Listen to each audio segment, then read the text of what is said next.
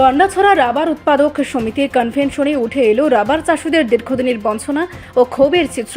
কনভেনশনে উপস্থিত ছিলেন সমিতির সম্পাদক প্রণব দেব রায়, সভাপতি শৈলেন্দ্র চন্দ্র নাথ এবং কোষাধ্যক্ষ যতীন্দ্র সরকার। সভায় অংশ নিয়ে একের পর এক অভিযোগ তুলে ধরেন রাবার চাষিরা। তাদের দাবি, বর্তমান সরকারের আমলে রাবার চাষ কার্যত চরম সংকটে। একসময় বামফ্রন্ট সরকারের সময় ভর্তুকি সহ রাবার বাগান তৈরির সুযোগ মিললেও এখন সেই সুবিধা অতীত। অভিযোগ, এখন রাবারের চারা পেতে কৃষকদের আগে অগ্রিম টাকা জমা দিতে হচ্ছে, অথচ টাকা জমা দেওয়ার পরেও বহু কৃষক বরাদ্দকৃত চারা পাচ্ছেন না। আরও অভিযোগ, এই প্রক্রিয়ায় শাসক দল ঘনিষ্ঠ প্রভাবশালীদের দৌরাত্ম্য চলছে এবং কৃষকদের প্রাপ্য থেকেও অনিয়মের মাধ্যমে সুবিধা নেওয়া হচ্ছে।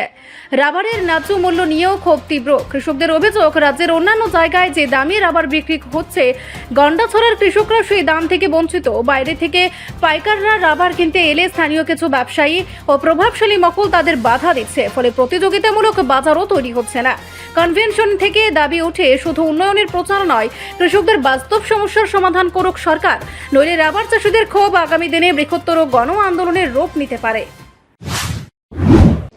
সমস্যা হলো, আমাদের আগে যে সময়ে বামফ্রন্ট সরকার আসলো, তখন আমরা যে সরকারের থেকে রাবার চারা পাইতো, এটা আমি যদি চাষবাস করি ঠিক মতন আমার বেচা বিক্রি হয়। আর ওখানে দেখা গেল সরকার থেকে চারা পাইতে গেলে আগে আমরা টাকা দিতে হয়, 2000, 2500, 1500 এইভাবে টাকা জমা দিতে হয়। ওই টাকা জমা দিয়েও আমি চারা সম্পূর্ণ যেভাবে যে আমার নামে যেটা 400 চারা আইব, ওই জায়গাতে আমি 200 চারা পাই বা 300 চারা পাই, আর 100 চারা পাই না। এটা নেতারা সবাই লেয়া যায়। তাহলে ঠিক মতো যে এখন যে রাবার যে বিক্রি হয় এখন আগে যেটা পাইতো এই ধরে এই দামে আমি এখনো পাই না। আমার মার্কেটে এখন আমার রসিয়াবাড়ি যেমন ইয়েতে বলখালিতে 210 টাকা, 220 টাকা, 215 টাকা, 115 টাকা এইভাবে বিক্রি হয়। করার কিছু নাই, আর সরকার থেকে ফেসিলিটি আমার কিছু পাইতেছে না।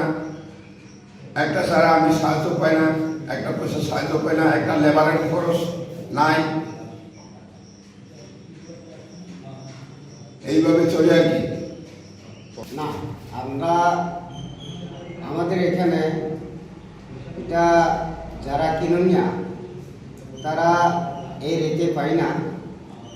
স্ক্রেপ 80 থেকে কোনো সময় 90 টাকা, 100 টাকাও হয় না। আর শীত যে এটাও আমরা এখানে 185 বা 170 এরকম বিক্রি করা হয় আর কি।